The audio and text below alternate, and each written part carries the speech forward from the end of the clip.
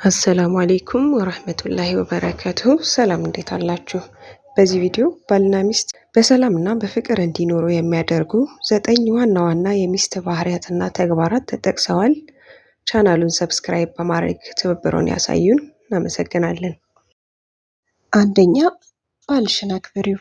የሰው ልጅ በተፈጥሮ መከበርን አጥብቆ ይፈልጋል። ምክንያቱም ክብር የሰላምና የፍቅር መሰረት ነው።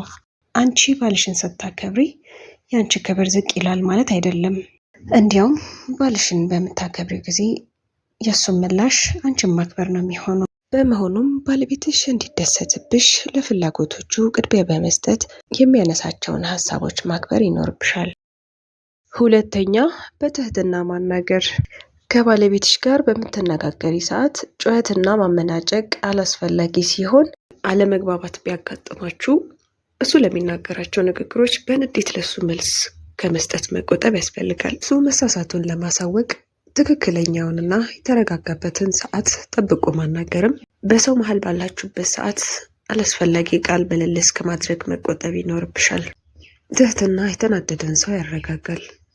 አለመግባባቶችንም ለመፍታት ዋነኛው ነገር በመረጋጋትና በትህትና ማናገር ነው። ሶስተኛ፣ ስህተትን አለመፈለግ።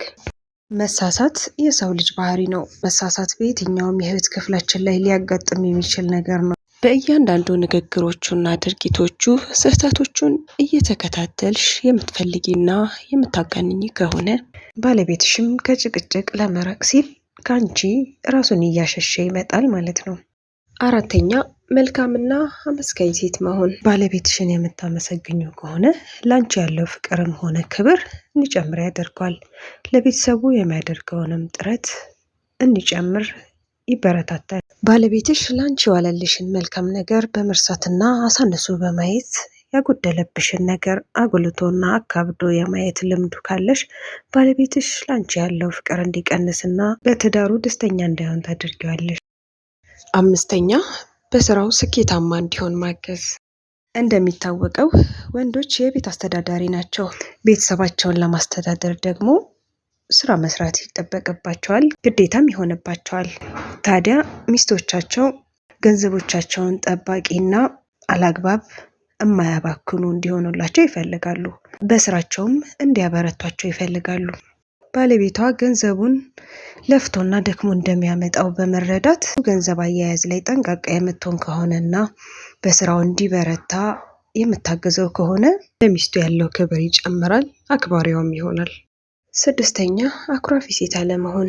በመካከላችሁ ግጭት በሚያጋጥም ሰዓት ባልሽን አኩርፈሹ ችግሮቹን እንፈታዋለን ብለሽ በኩርፊያ የምትጠብቂ ከሆነ ማኩረፍሽን ካለመፈለጉ የተነሳ እሱም እልህ ውስጥ እንዲገባና ነገሮች ከመፈታት ይልቅ ይበልጥ እንዲጠነክሩ እሱም በራሱ አኩርፎ በመካከላችሁ ክፍተት እንዲፈጠር ነው የሚያደርገው። ወደ ኩርፊያ ከመሄድ ይልቅ በንግግር ለመፍታት ጊዜን ጠብቆ ጊዜን አመቻችቶ ወደ መፍትሄ መሄዱ የተሻለ ነው።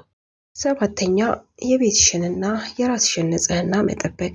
ቤትሽን ምቹ፣ ሰላማዊና ማራኪ የምታደርጊ ከሆነ ባለቤትሽ ሁልጊዜም ጊዜ ለማሳለፍ ቤቱን ተቀዳሚ ምርጫው ያደርገዋል። ቤቱንም እንዲወድ የምታደርጊበት ብልሃት ነው። ስምንተኛ፣ ፍቅር መስጠትና እንክብካቤ ማድረግ። ለባለቤትሽ ከፍ ያለ ደረጃ እንደሰጠሽው በሚያስታውቅ መልኩ ለየት ያለ እንክብካቤ ማድረግ አንቺ ጋር የሚያሳልፈው ጊዜን እንዲናፍቀው ያደርገዋል። ዘጠነኛ፣ ኢማን ያላትና ሷሊህ ሚስት ሁኚ። ኢማን ያላት ሴት ውጫዊ ሁኔታዋ ምቾት በሌለበት ህይወት ውስጥ እየኖረች እንኳን የውስጥ መረጋጋት የምታገኘው በሁሉም ነገር አላህን ስለምታስቀድም ነው። በሌላኛው በኩል ደግሞ ኢማን የሌላት ሚስት በቁሳዊ ምቾት ከበቂ በላይ የሞላላት ብትሆን እንኳን የውስጥ መረጋጋት ከማጣቷ የተነሳ በትዳሯ ላይ መረጋጋትና ሰላምን ታጣለች። ብዙ ሴቶች ብዙ ነገር እያላቸው ብዙ ነገር ተሟልቶላቸው ጥቂቱ ስለጎደለባቸው ደስታቸውን በማጣት ሲያማርሩ ብቻ ይስተዋላሉ። ይህ ደግሞ ባላቸውን አብዝቶ ያጨናንቀዋልም ይረብሸዋልም። እንዲህ አይነት ሴት ከመሆን መቆጠብ ይኖርባታል። እዚህ ከደረሳችሁ ቪዲዮ ላይክ ያድርጉ፣ ቻናሉን ሰብስክራይብ ማድረግ እንዳይረሳ። ስለተመለከታችሁ እናመሰግናለን። መልካም ቆይታ።